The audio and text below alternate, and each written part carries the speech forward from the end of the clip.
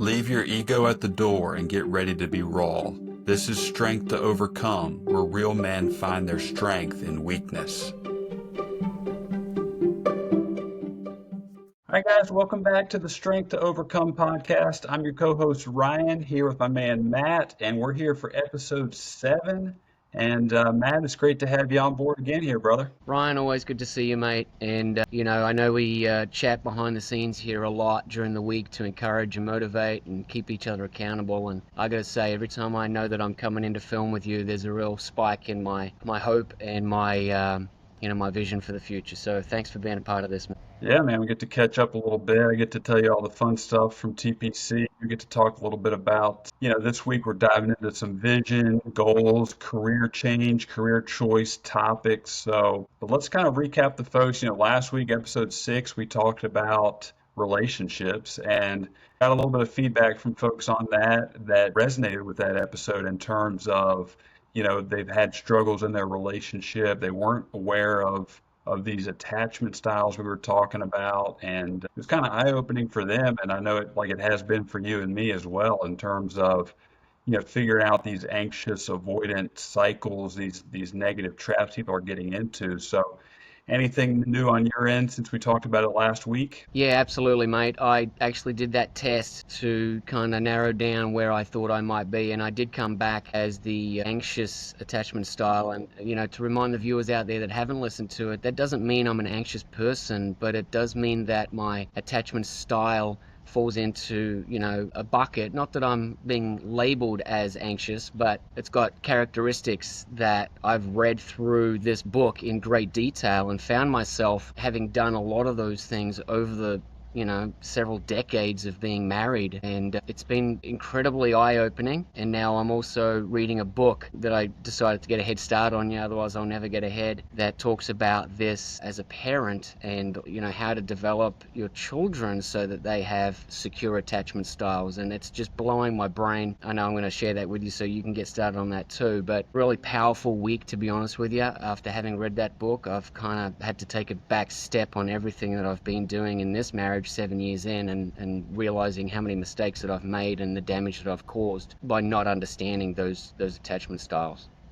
Well, yeah, if anything, it kind of gives you an inside look at maybe why some of the things have happened the way they have. And you're right with the parenting idea. I mean, I definitely want to read that follow up as well, because naturally we're most likely gonna parent in the same attachment style that we are. So, you as an anxious, me as an avoidant are most likely gonna transfer those styles onto our kids in the way we parent, unless we break that cycle. So that's cool that you're reading that and diving more into that. Yeah, I want to, I could almost do a whole nother episode on it, to be honest with you. It's blowing my brain, and I've had a pretty tough week with a lot going on. And obviously, I've got 3 main things happening in my life. I've got the physical side, obviously, for anyone that hasn't caught the previous 6 episodes. I'm recovering from a torn bicep. And the recovery on that, when you do it naturally as opposed to taking all their medicine, it's really delayed. I'm really struggling. I've had a lot of pain in my wrist, my hand, my shoulder, elbow. I mean, it's sharp, it's excruciating at times, and the rehab on it is really quite painful. So I've really suffered through that. And obviously, for those that know me, I'm a very active, energetic type person, and I get a lot of, tension out by exercising, training, working with pickleball clients, working out myself.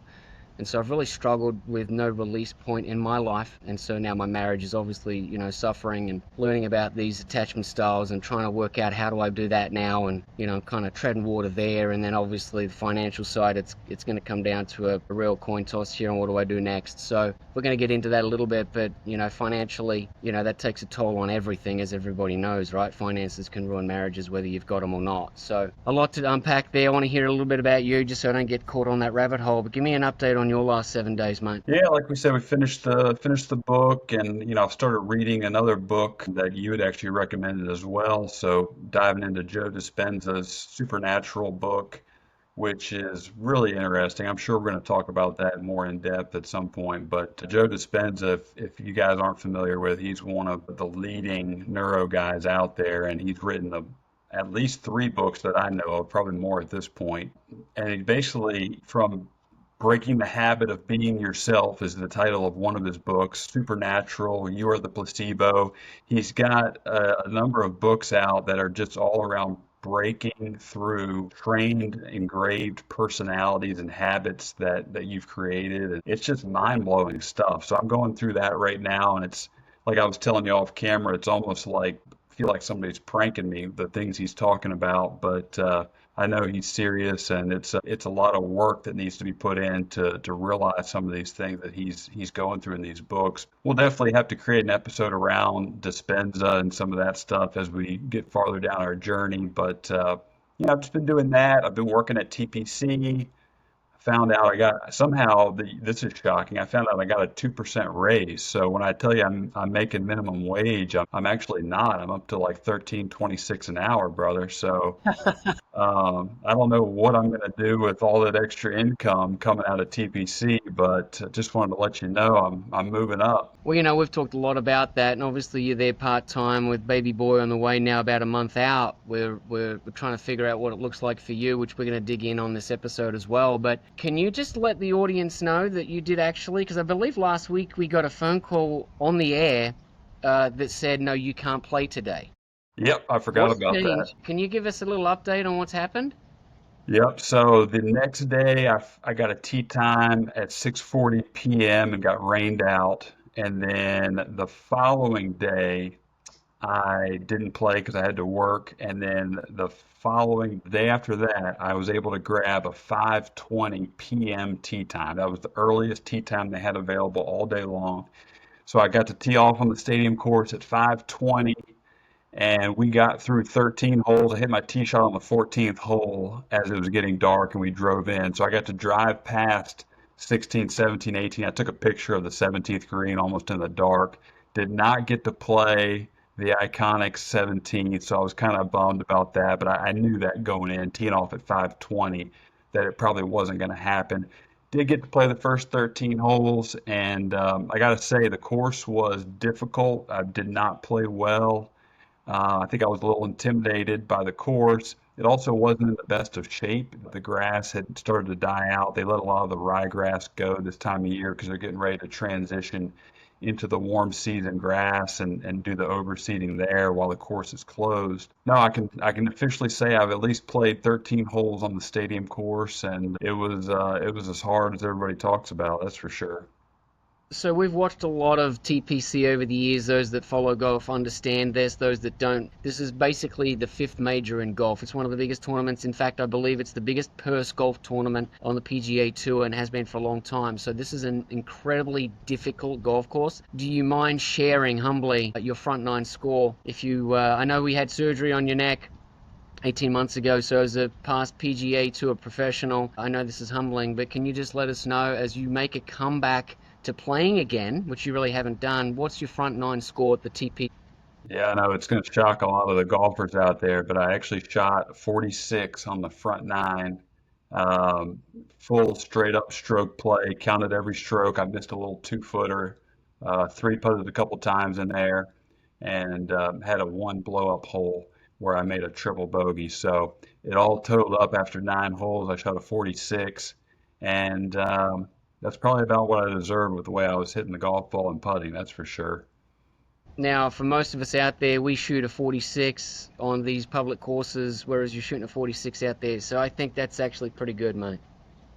Yeah, we'll try to get that down a little bit lower. I know I can do better than that, but it was good to get out there and play. At least say I played it, kind of released the built up pressure and tension of not being able to get out there on the stadium course and play. It'll open again in July, so I'll have an opportunity to jump back in there. Hopefully at some point in July. I know the baby's coming that month, so we'll see how that shakes out and kind of go from there. But Does the playing of TPC, as today's topic is a lot about career choice and career change and goals and visions, what did it do to you to get out there and play? I mean, is this something that you're thinking about doing again?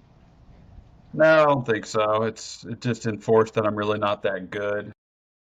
And and that it's a tough business to be in for those folks that are out there listening. Some have been in the golf business, some are still in it, and it's a tough business with a lot of long hours and not a lot of reward for what you're doing on those long days, long weekends, holidays, that sort of thing. So I'm definitely not going to be going back into the golf world at this point. I think being a stay-at-home dad is what's on the horizon for me as we make the final countdown to the baby boy arriving, which is it's kind of funny that we're in this position. I said it back in 2020 when I first met Erica. I would joke with people. I told them that she was a medical student in medical school at the time, and when we met, and I would joke and say I'm on the stay-at-home dad track.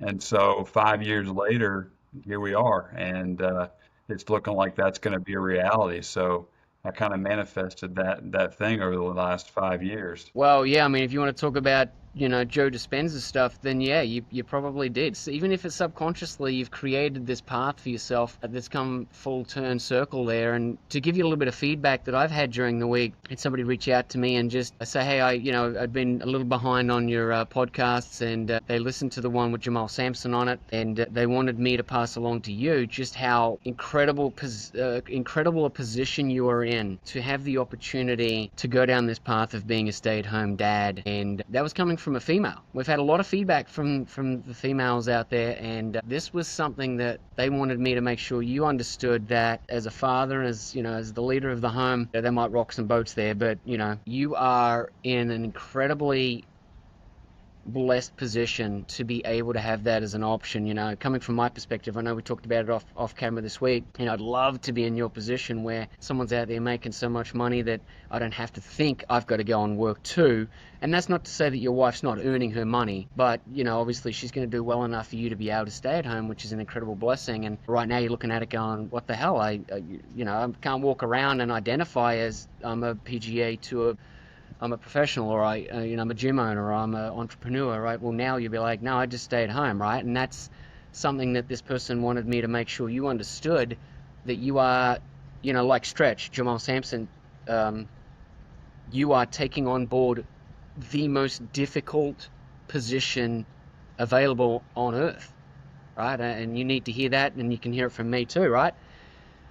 What an opportunity you have. So the encouragement off camera and from feedback there was to just dive into this. I mean, what an incredible chance you have to impact your child, and you're learning about attachment styles, and this book that I'm reading you're going to read too. Like, you've got the opportunity to just tackle it with both hands and just make an incredible story come true there. So for what it's worth, man, you're not going to be just a stay-at-home dad. You're going to be an incredible stay-at-home dad. Yeah, I'm starting to get excited, especially hearing you say that. Starting to get excited for the prospect, and we know we're only about 5 weeks away at this point, so it's coming up quickly, and we're just about ready. So it's going well. But Yeah.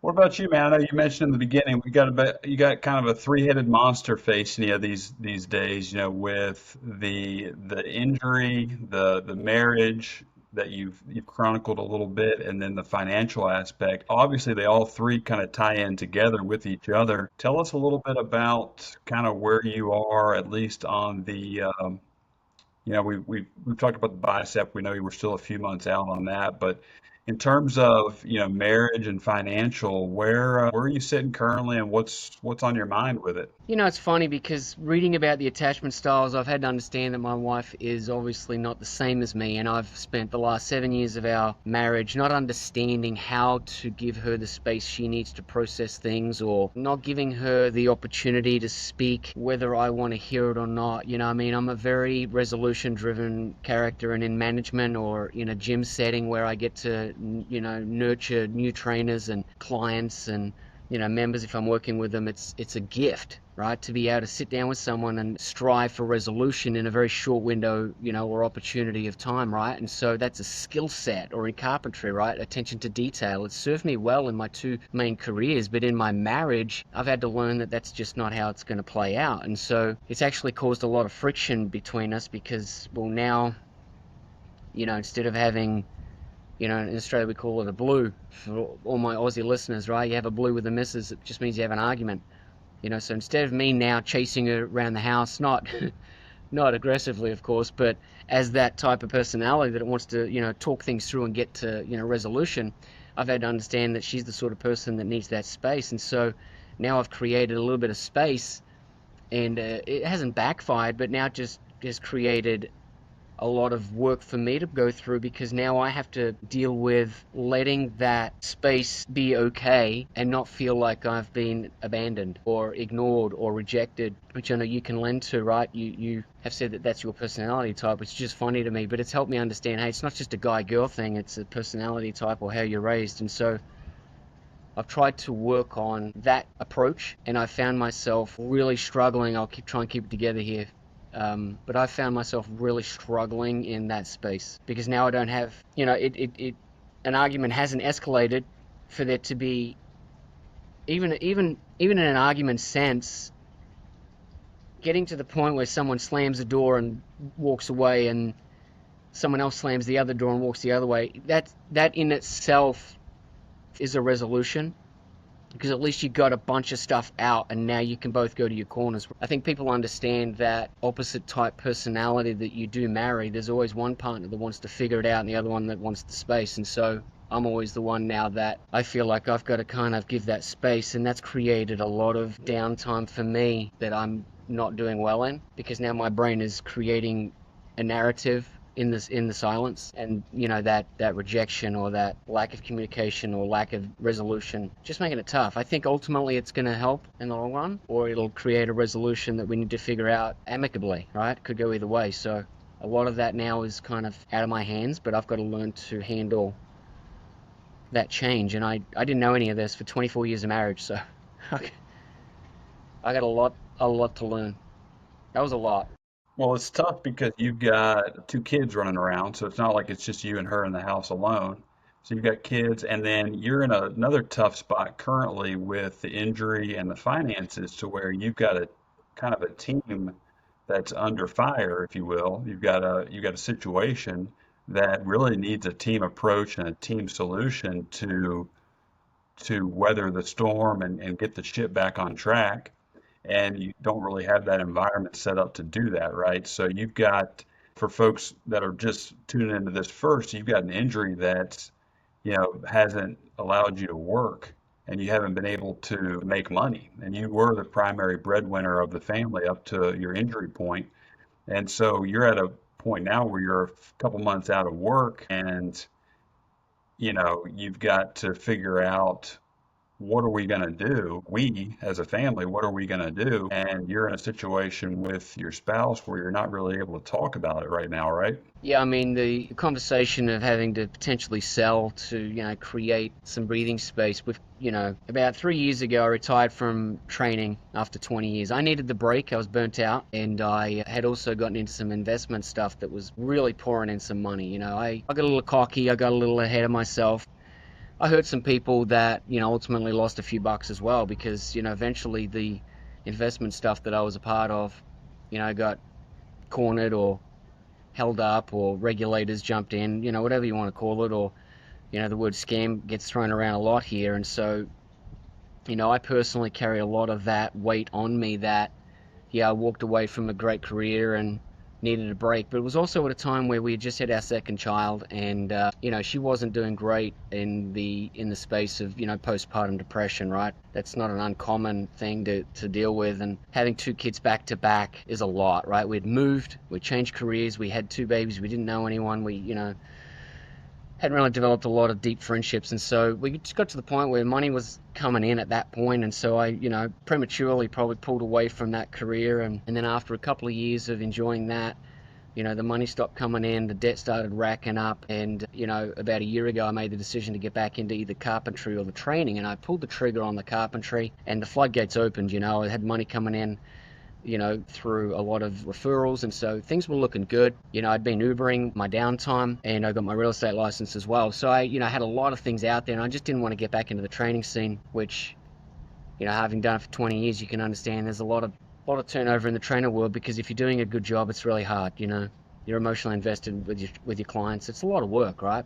I don't think people understand or appreciate it. And so a year ago, I made that decision, and then obviously the bicep got torn, and so now I'm in a position where I've got to look forward and say, right, where's the money coming from? And you set aside enough to get by, but when you can't work and you're still 3 or 4 months out, you really start to think, what am I going to do? And so financially, I can't. I talked to a buddy of mine off camera here, and with you as well. But it's like I don't want to complain, but to be vulnerable, we don't have the funds to really go much beyond the next couple of months. Otherwise it's like, well, just I'm out, right? And for those out there that say, well, that's your fault and you should have put it aside. Yeah, you're right. I mean, you're absolutely right. You shouldn't have got invested into that sort of stuff, or you're over leveraged, and you shouldn't have quit your job. Yes to all those things. I'm happy to take all that on the chin and admit my mistakes and my faults. And for those that I, dragged through some of that, I have to apologize and say sorry, or, do my best to, move on from that without guilt. But now I'm in the same boat where, do I go back into training? Do I push in on the real estate career, or do I wait till my arm's good enough to go back into carpentry? So that's kind of where I'm at. And of course, that doesn't create a safe environment for my wife, for my kids. So it's just taken an enormous toll, to the point where I've had, back in 16, I remember when I was going through my fast and going through my divorce, I had a lot of biblical grade screaming fits at the Almighty. I mean, I'm talking like, hands and knees, just tears pouring down my face, just screaming, crying out for death.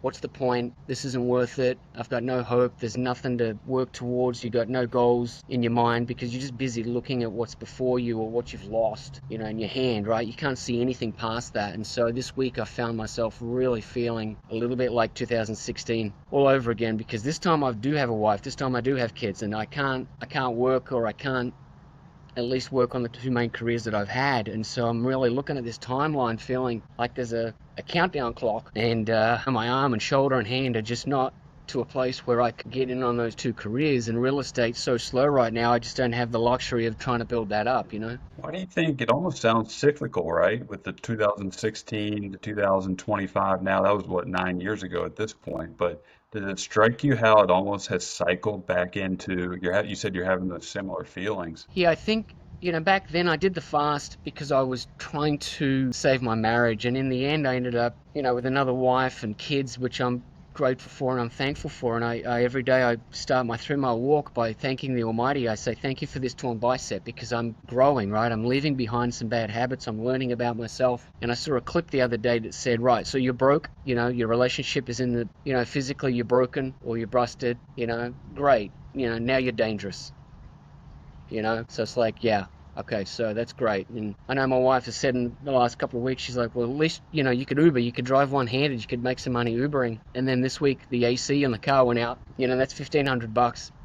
I'm not complaining, I'm sharing for those out there listening. And then the headlight went out, and so I took it in to get that diagnosed, because I know it's not just a bulb. I've tried it, and they said, yeah, that's a whole front end kit. That's $3,600. So I kind of just pulled away from the dealership, thinking like, okay, so you don't want me to Uber either, right? Because you can't drive with no headlights or AC in the state of Florida. It's just too bloody hot.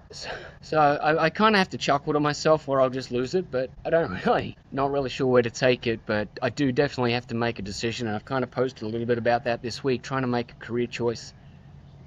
And I almost have to make that choice now, even though I'm 2 months into a 6 months recovery. I really have to make that choice now. I don't have the luxury of waiting. So that's why I feel 2016 all over again, because right now I'm losing sight of the goals that I've got and the vision that I've got, even though I've got vision of what it's going to look like. But it's just hard right now. I feel like I'm being pinned into a corner. It feels like Rocky 4. Does any part of yourself, because I know I've dealt a lot over the years with self-sabotage. I mean, does any part of you feel like you put yourself in this position in terms of, I know I operate with my back up against the wall really well, and it's when I make my best ground or my best decisions and go from there. Does any part of you feel that? It's funny you talk about the Dispenza book, Becoming Supernatural, I think it's called, or something like that. But I've listened to that book a couple of times over, and I've thought a lot about this last week, because when the car can't Uber, you start to think, okay, so subconsciously I've somehow managed to manifest this situation where I can't Uber, and that's been funny because within that same period of a week, I've turned down a couple of Ubering requests, and I've had to tell myself I am not an Uber driver. I mean, I'm not. I've got 30 years of carpentry, I've got a 20-year training career, I've had my own gym, I've been very successful in sales out in California and breaking a lot of records that I was excited to do, and so I've got to tell myself I'm not an Uber driver. I'm far more qualified and have a high value in my mind of what I'm able to do. And so, no, I'm not an Uber driver. So maybe, the car not working to the point where I can't Uber. Yeah, I mean, you're right, I'm not. So I don't know if it's self-sabotage or if it's just this period I'm going through where I've got to narrow down my focus so that I make a decision on it. And it's funny, I know you and I talked about this, but I heard from a person in the past there that I realized that I'd had an impact on, but it was in the training space. And obviously I'm talking to someone that I trained as a client, which is, part of your testimony of ending up with your own, couple of gems. And so I'm really sensing that maybe even, yeah, maybe I'm a good carpenter, but maybe I've got more to offer and I can give more value back to the world as a trainer and in that space again. So I'm having to really heavily consider that again. And I think that through this self-sabotage or whatever you call it, maybe I'm headed back in that direction. Yep. So what does that look like for you in terms of training? Would you literally want to train people? Would you want to manage? Would you want to do sales again? What do you see yourself doing if you go that direction? That's a great question. I had a really great career out with Crunch, California, and that franchise. And if I could transplant my life back into that franchise, the owner out there, Steve Kleinfelter, is one of the most amazing human beings I've ever met. And he grew his franchise, doubled in size, since I left. But I loved working for that man. He's a great leader, a great person, a great friend. And, if I could work for him again, I would. And a very good friend of mine that I met out there who was in management actually hired me, Stephen Adams, an incredible human being as well that my wife and his wife, we all four of us became friends and have hung out together and traveled together. I really miss those two guys a lot. That's the last time I remember working for anyone or answering to anyone and enjoying it. It's hard when you've had your own business, which I had for 10 years. It's hard because you don't respect everyone out there. You don't want to take yes and no's from people or try harder or this or that. So I found myself working really hard for those two guys because I, respected them incredibly. So if I could work for those guys again in a way, I would. Unfortunately, that's California and I'm in Florida, right? And so I've got to kind of understand where I'm at in that, yes, that was a great time in my life, but how do I recreate that here? Or do I, recreate my own? Because they're really the only two training options that I think I could get really excited about. Working for someone else or being run by someone else doesn't excite me, but those two options do. So, it's like, well, how do I pull that off, right? The crunch here where you are doesn't you don't have that same relationship or that same connection to. You think it might be a little tougher to jump back in on that front. These guys are great here. It's just a much bigger franchise, and so obviously when I first got here, everything got shut down so quickly. And the first year after we got shut down because of COVID, everyone's running around with masks. The gym environment was completely different. You didn't get to meet the top chain management and owners the way I did out there. When I finally got out here, it was just such a bigger franchise. I didn't feel as connected, and I don't expect that they roll the red carpet out for me at all. But they did give me a great position. I could have gone into management. They wanted to give me a club, but been blessed by being posted at a gym at Crunch, literally one traffic light away from my house. And, to be repositioned, 30, 40 minutes away with a brand new baby, I just couldn't pull the trigger. And I'd had a really great start. I'd sold a lot of training packages. I had a lot of clients, and I just didn't feel right about moving. And so I turned down management for probably the first 6 or 12 months. I could have easily worked my way up, but, then the money came and I just walked away from it after 20 years thinking I knew it all. And, what a humbling lesson that was. And so great people out here. And I've made a lot of really great friends and a lot of trainers that I became friends with, and they're great people. I just miss that boutique style personal training facility that I had personally, and then out in California, I just loved working with those guys. I got up every day wanting to make them proud and do my best. So I just miss that, and if I could somehow package that or have my own gym again, that would be my goal. So I'm really wrestling with humbly going back and just building up clientele and being a trainer again. Listen, if that's what I'm meant to do, then that's what I'm meant to do. What's your timeline looking like? When do you have to make a decision by? By the end of this podcast. No, it's listen, I mean, I jest, but it's I've put enough aside to, cover the mortgage and vehicles, kind of, the basics, and put the rest on credit cards. I know, again, there's a lot of people out there that are going to tune this out, but I'm just telling the truth and made a lot of mistakes.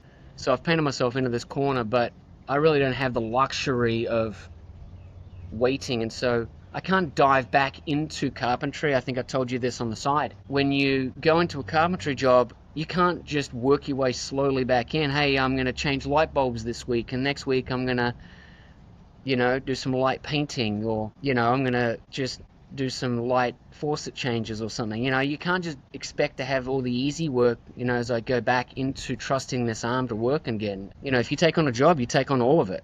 Whereas with training, I could probably start building up clientele before it's fully healed, and I can, coach from the sidelines type of thing. So I don't have 6 months to wait before I trust this arm again. Whereas with training, I could probably work my way back in. Listen, I'm going to walk in with a lot of body fat, and my right arm is pretty weak looking, and I'm not in the best shape, but I know what it takes to get out of that hole, and I can definitely help others too while I'm rebuilding myself. So there's a lot of draw to that. Yeah, and that's, you've got, how long ago was your surgery? I'm a couple of months in, and I got told by the surgeon that a professional athlete he was doing the surgery on came back at 4 months and tore it again. So I'm trying to go by his advice of the 5 to 6 month mark, which is another 3 or 4 months, and it could be longer, right? As a carpenter, I needed to be able to do whatever I needed to do in the moment, right? And so I really, that puts me in September, October. I don't have September, October. I've got July, August. Like, I got to be doing something, and maybe it's all coming together for that purpose to come back, right? I mean, maybe back in 2003 when I got into training for the first time, I'd been a carpenter for 8 years, and I cut my thumb pretty bad. I won't give the details, but my buddy called me fork thumb because I'd cut my thumb so badly, my thumb looked like a fork. And it took me a while to get over that injury, but I walked away from carpentry. I'd, 8 years, and so I ended up getting into training at that time. And so here I am all these years later with another injury and maybe getting into the training again, right? That's what turned my career around in 2003 or 4 when I went to school. And in Australia, it took me a year to get my certification. Different process over there. I know over the weekend I can get anyone here certified to be a trainer over the weekend, but back in Australia it's a different process. And I studied for a year, which is what turned the career around. So I feel like not only am I going back to 2016 in some emotional capacity, I'm going back to 2003, all over again with this fork in the road, and it seems to keep bringing me back to training.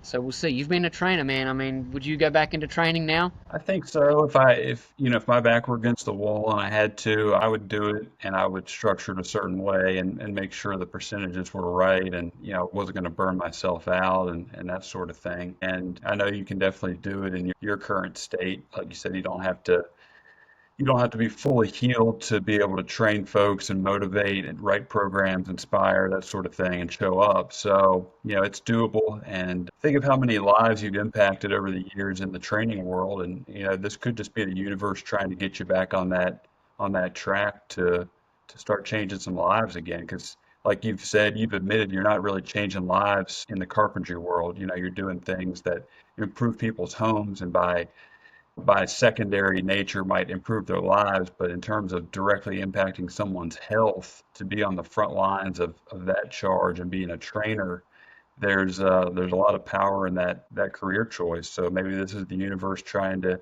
get you back into that role. Yeah, and I've told a lot of people this over the years that the average lifespan of a trainer is about 2 years, and there's a reason for that because it's a lot, right? When people say, why don't you work 40 hours as a trainer, you'll kill it. 40 hours as a trainer, week in, week out, is almost impossible. It's exhausting. So can you just lend a little bit so that it's not my perspective only? You've been there and you've done it, and I know you've been burnt out in the past, so can you just lend a little bit about your perspective on that before we maybe wrap this up?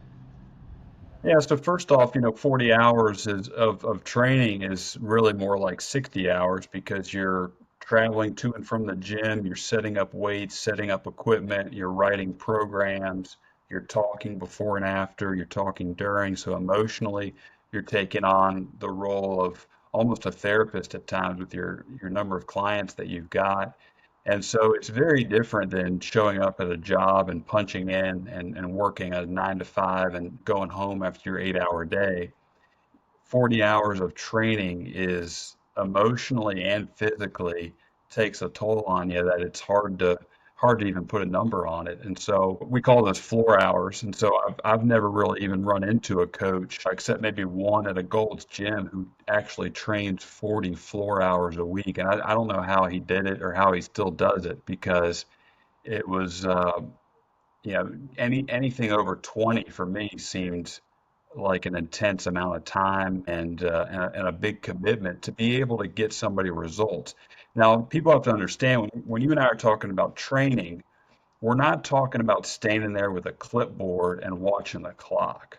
We're talking about actually training someone from point A to point B at a moment of time, but also across a journey, and getting them to a result. It's much more than just, I'm here, I'm going to run the clock, I'm going to say good job, and then we're going to move on to the next exercise. I've run into a lot of trainers over my career that have just thought that their goal was to stand there and watch their client.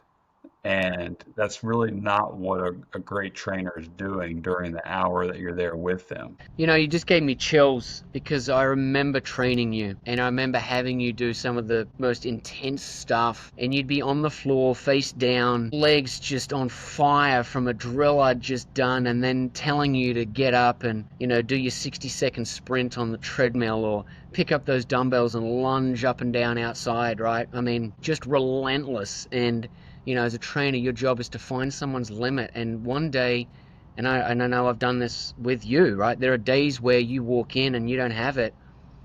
And as a trainer, in that brief moment of time, I have to decide, am I going to slap you upside the head or am I going to give you a hug, right? What do you need in that moment?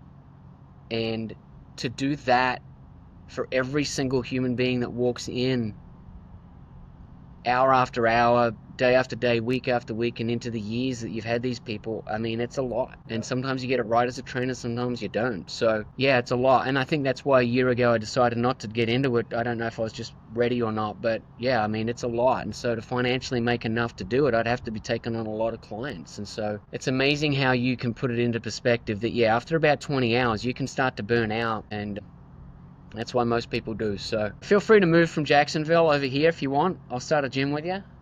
Yeah, that'd be a fun little project, right?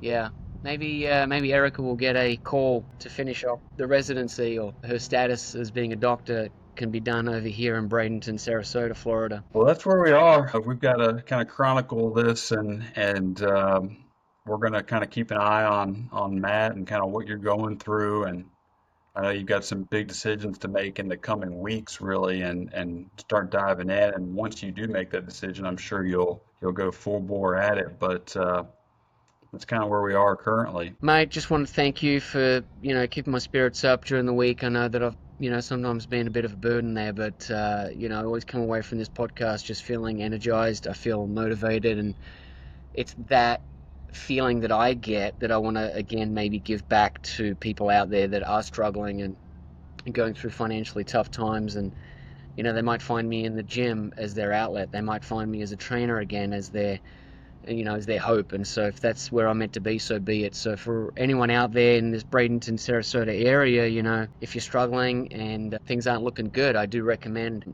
checking in with me. I can certainly help you in some way or capacity. Who knows where I'm going to end up if I do get back into training, but, working out is an incredibly valuable way to, get through the tough times. I'll be doing it myself here very soon as I'm able. And I recommend anyone out there that's not already doing it, unless you're injured, of course, you really should get into it. So thanks for the encouragement during the week. And you're not necessarily my trainer, but in this case you have been. So thank you for your patience with me during the week.